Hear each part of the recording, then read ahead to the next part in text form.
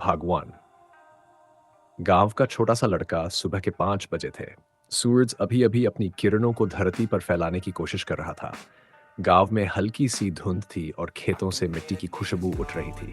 इसी धुंध को चीरता हुआ एक छोटा सा लड़का, रामू, अपने पैरों पर बंधी टूटी चप्पलों के साथ भागता हुआ बाहर निकला। उसकी शर्ट पुरानी थी, कॉलर घिसा हुआ और जेब हमेशा की तरह फटी हुई। रामू की माँ पीछे से आवाज लगाती, धीरे रामू, गिर जाएगा, चोट लग जाएगी। पर रामू हंसते हुए कहता, माँ, देर हो जाएगी स्कूल को।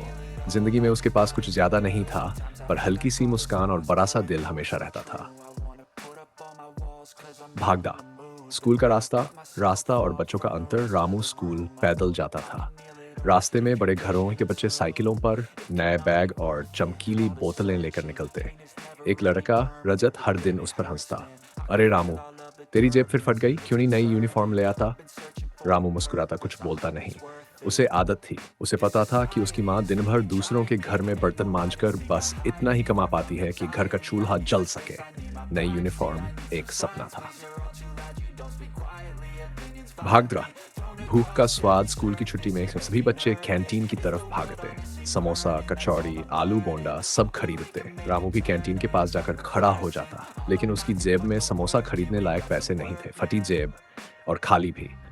कभी कभी कैंटीन वाले चाचा उसे देखकर कहते, क्यों रामू, आज भी कुछ नहीं। रामू सिर झुका लेते हुए कहता, नहीं चाचा, बस यूं ही खड़ा था। उसके दोस्त उसे खाते हुए देखते और वह मुस्कुराकर कह देता, मुझे भूख नहीं है। लेकिन सच ये था कि उसे भूख भी लगती थी और दुख भी। भाग 4।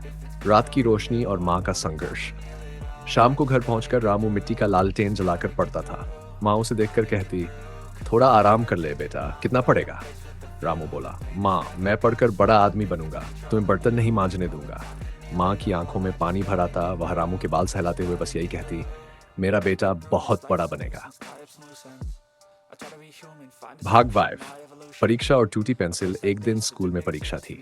सब बच्चे नई पेंसिल और रबड़ लेकर आए थे। रामू की पेंसिल सिर्फ 1 इंच बची थी, इतनी कि बस उंगलियों से दबाकर पकड़ी जा सकती थी। टीचर ने पूछा, तुम्हारे पास यही पेंसिल है। रामू ने सिर झुका लिया, जी सर, बस यही। सर ने उसकी पुरानी पेंसिल को देखा, कुछ देर तक चुप रहे, फिर बोले, पढ़ाई पैसे से नहीं, दिल से होती है, जो तुम्हारे पास सबसे ज्यादा है। उस दिन सर ने उसे एक पेन दिया, लेकिन रामू ने कहा, सर, मैं अपनी पेंसिल से ही दूंगा, इसी से मैं हर दिन लिखता हूँ, आज भी इसी से लिखूंगा। सर मुस्कुराए। रामू ने उस छोटी सी पेंसिल से सबसे लंबा और सबसे सुंदर पेपर लिखा। भाग 6। गरीबी का पहला घाव। उस शाम घर पहुंचते ही रामू ने माँ को देखा कि वह चुपचाप रो रही है। रामू ने पूछा, क्या हुआ माँ। माँ बोली, आज मालिक ने कहा कि अगले महीने से मुझे काम से निकाल देंगे। बेटा, हम कैसे चलेंगे। रामू कुछ बोल न पाया। उसने माँ का हाथ पकड़ा और कहा, मैं मेहनत करूंगा माँ, हम हारेंगे नहीं। उस रात दोनों बिना खाए सो गए। भूख से ज्यादा दर्द माँ की आंखों में था। भाग 7। कहानी प्रतियोगिता और उम्मीद। कुछ दिनों बाद स्कूल में कहानी प्रतियोगिता होने वाली थी। रामू ने अपने अपने फटे जेब से एक मुड़ा हुआ पन्ना निकाला, टूटी पेंसिल उठाई और लिखना शुरू किया। उसने कहानी लिखी, गरीबी मेरी जेब में है, पर सपने मेरे दिल में। जब टीचर ने उसकी कहानी पढ़ी तो उनकी आंखें नम हो गईं। रिजल्ट के दिन सर ने घोषणा की, पहला पुरस्कार रामू। क्लास तालियों से गूंज उठी। रामू ने पहले कभी किसी प्रतियोगिता में कुछ नहीं जीता था। सर ने उसे स्टेज पर बुलाया और कहा, तुम्हारी पेंसिल टूटी होगी बेटा, पर तुम्हारा हौसला नहीं टूटा। उन्होंने जेब से नई कॉपी, नया पेन और एक बिस्कुट पैकेट निकाला और रामू की फटी जेब में रख दिया। वह पहली बार खुश होकर रोया। भाग 8। बड़ी परेशानी। कुछ दिन बाद रामू की माँ बीमार पड़ गई। काम पर जाना बंद हो गया।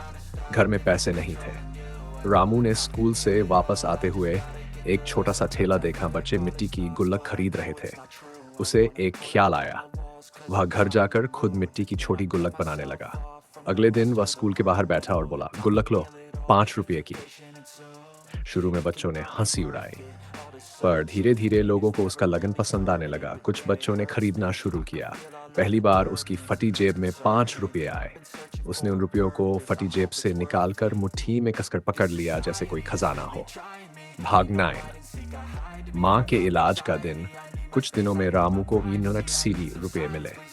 वह डॉक्टर के पास माँ को ले गया। डॉक्टर ने दवा दी। माँ बोली, बेटा तू भी तो बच्चा है, ये सब क्यों कर रहा है? रामू मुस्कुराया, माँ मैं बच्चा नहीं, तुम्हारा बेटा हूँ। भाग डेट। स्कूल का सालाना समारोह। एक दिन स्कूल में वार्षिक समारोह था। टीचर ने बताया, इस साल बेस्ट स्टूडेंट अवार्ड किसी ऐसे बच्चे को मिलेगा जो पढ़ाई, मेहनत और दिल तीनों में सबसे आगे हो। सब बच्चे उम्मीद लगाए बैठे थे। रामू चुपचाप पीछे बैठा था। जब नाम की घोषणा हुई, बेस्ट स्टूडेंट रामू, पूरा हॉल तालियों से भर गया। रामू की आंखों से आंसू बह पड़े। उसका सपना पूरा हो रहा था। सर ने उसे गले लगाया और कहा, बेटा तुम्हारी जेब फटी हो सकती है, पर तुम्हारा भविष्य नहीं। भाग एनद। जेब का आखिरी टांका। घर जाते हुए रामू ने अपनी शर्ट की फटी जेब को छुआ। उसमें अब भी एक छोटा सा छेद था। घर पहुंचकर उसने माँ से कहा, माँ आज मेरी जेब को आखिरी बार सी दो। माँ ने उसकी शर्ट को सुई धागे से सीते हुए कहा, बेटा अब तेरी जेब नहीं फटेगी, क्योंकि जिंदगी अब बदल रही है। सालों बाद उसने खुद को हल्का महसूस किया। आखिरी दृश्य। बड़ा होकर क्या बना? कहानी यहीं खत्म नहीं होती। साल बाद रामू एक बड़े स्कूल में शिक्षक बना। वही स्कूल जहां कभी उसका मजाक उड़ाया जाता था। वह बच्चों को पढ़ाते समय हमेशा एक बात कहता, तुम्हारी जेब में क्या है ये मायने नहीं रखता, तुम्हारे दिल में क्या है ये सब कुछ बदल देता है। उसकी मेज पर आज भी वह छोटी टूटी पेंसिल रखी रहती है, याद दिलाने के लिए कि फटी जेब वाला बचपन कभी भी बड़ा सपना देखने से नहीं रोक सकता।